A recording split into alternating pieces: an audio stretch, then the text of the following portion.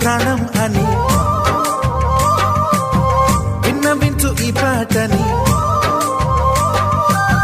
నువ్వు నా ప్రాణమని విన్నవించు ఈ పాటని. ఎక్కడో దూరానున్నా చుక్కలే విన్నా గాని కదిలించలేదా కాస్త కూడా నీ మనసుని. పరదాలు దాటి ఒక్కసారి పలకరించవేమి. అందరినీ ఇలా వెంటపడి అడగాల సరదాగా నువ్వే ఎదురైతే సరిపోదా. నిద్రపోతున్న రాత్రి నడిగా గుడికి చేరిన గువ్వల నడిగా